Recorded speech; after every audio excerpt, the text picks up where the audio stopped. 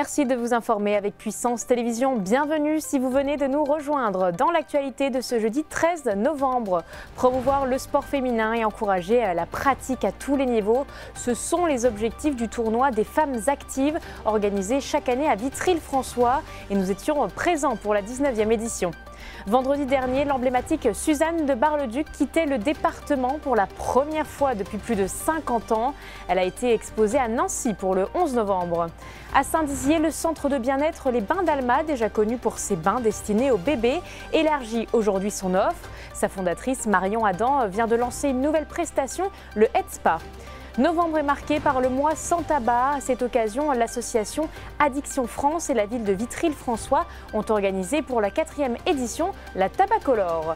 Un point rapide sur la météo maintenant avec une journée globalement calme dans nos départements. Le ciel sera souvent voilé mais laissera place à quelques belles éclaircies. Les températures restent particulièrement douces pour la saison, comprises notamment jusqu'à 21 degrés cet après-midi à Saint-Dizier et Vitry-le-François. Le tennis féminin a fait vibrer Vitry-le-François ce week-end. L'Open des fans actives a réuni des joueuses confirmées ou de nouveaux talents dans une ambiance conviviale, confirmant son statut d'événement incontournable dans le calendrier régional. C'est un rendez-vous qui met en lumière le sport féminin et le dynamisme local dans la Cité Rose. Julien De Bruyne a suivi les demi-finales. À Vitry-le-François, le tennis féminin était à l'honneur. Le club de la Cité Rose accueillait la 19e édition de l'Open des femmes actives, une compétition devenue au fil des ans un rendez-vous attendu dans le calendrier sportif régional. Sur les cours, des joueuses venues de toute la région, parfois même des clubs plus éloignés. L'objectif, c'est de créer une animation nationale en fait, sur le site de Vitry-le-François. Dès le départ, il a plu parce qu'au démarrage, c'était de pouvoir créer un tournoi spécifiquement féminin et qui en même temps permettait de pouvoir faire un tournoi sur un week-end où la femme qui n'était pas professionnelle à l'époque se consacrait ce week-end pour ce tournoi. D'où le nom Femme Active, c'est le démarrage du tournoi. Et après, donc, il a grandi, maintenant on est arrivé à faire jouer des joueuses professionnelles.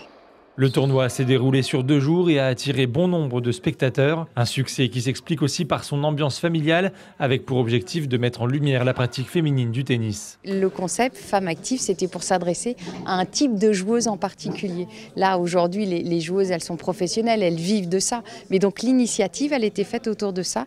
Et au cœur du tournoi, généralement, on faisait une conférence sur des thématiques diverses et variées autour du rôle de la femme et du tennis. Donc voilà, c'était pour ça que le nom a été créé et il a perduré. Pour la ville de Vitry-le-François, l'événement a une portée bien plus large. Il valorise les installations sportives, soutient la vie associative et renforce le dynamisme local. Le tennis club de Vitry, c'est l'un des plus importants clubs de tout notre arrondissement et de la ville de Vitry.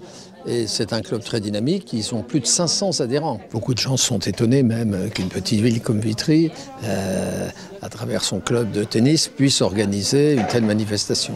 Au-delà de la convivialité, le niveau sportif, lui, continue de progresser. Désormais, plusieurs joueuses classées au niveau national ou professionnel s'y déplacent. Cette année, par exemple, Emeline Dartron, 389e mondiale et licenciée au club d'Aubonne, a fait le déplacement. Une joueuse déjà aperçue sur les cours d'un grand chelem que les Français connaissent bien, Roland Garros. Ça faisait très longtemps que je ne l'avais pas fait, je l'ai fait il y a peut-être 6-7 ans. Donc ouais, c'est super.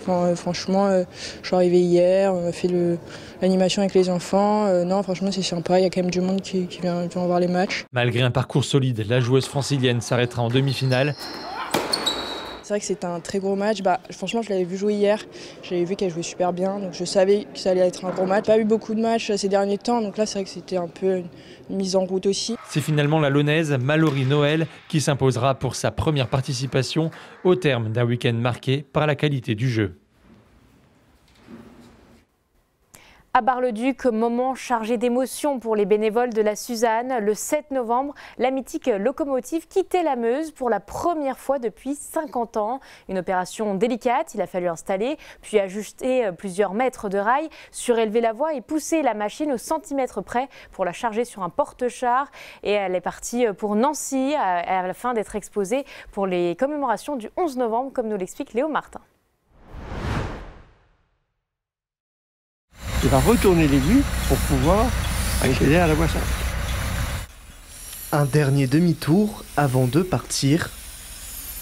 La Suzanne va en voyage pour quelques jours avant qu'elle ne monte sur ce porte-char. Ce sont des heures de travail. Tout d'abord, quelques dizaines de mètres de voies ont dû être rajoutés. Une fois que le camion est positionné, le plus dur commence pour les bénévoles de la Suzanne, venus prêter main forte à construire et surélever les derniers mètres de rail pour que la locomotive soit sur cette plateforme.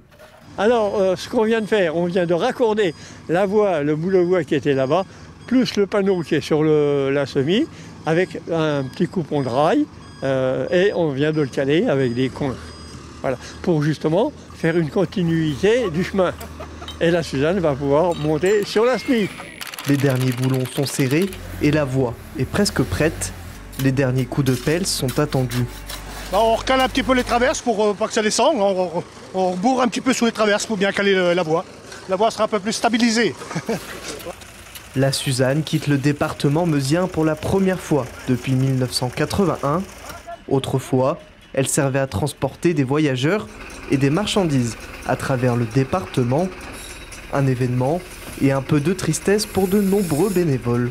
Ça fait un passement au cœur, mais maintenant on a eu quand même un petit peu peur au départ parce qu'il fallait quand même que tout se passe bien. Et là, on a vu quand même, grâce à tous les bénévoles qui sont ici présents, on a réussi à la mettre sur son porte-char. Elle va partir sur Nancy, on va pouvoir l'exposer là-bas. Et les Nancéens et Meurthe-et-Mosellans et autres, ils vont venir sur Nancy, vont pouvoir la voir telle qu'elle est aujourd'hui. Et nous, on est là uniquement pour le continuer, pour le faire perdurer et faire connaître à tout le monde en fait l'histoire de Suzanne, de la Meuse, l'attractivité de Bar-le-Duc, etc. pour l'arrière-front. Et j'espère quand même que tout se passera bien. Encore 135 ans, à peu près. Une fois les voies assemblées, la locomotive est poussée et prête à être mise sur le camion. À quelques centimètres près, ça ne passe pas, mais Michel a toujours une solution. Avec le petit bout de rail pour la buter, eh ben, le chasse-pierre ne passe pas. Donc on va être obligé d'enlever le chasse-pierre pour pouvoir avancer la Suzanne contre les roues, contre le petit bout de rail. Une fois le problème réglé, la Suzanne peut enfin être mise sur le porte-char. Un accomplissement après plus de 2 heures de travail pour les bénévoles. Ça y est, la Suzanne est sur le porte-char. On est en train de renlever les 2 coupons de rail qui reliaient la voie et le panneau sur le porte-char pour pouvoir remonter les rampes et partir.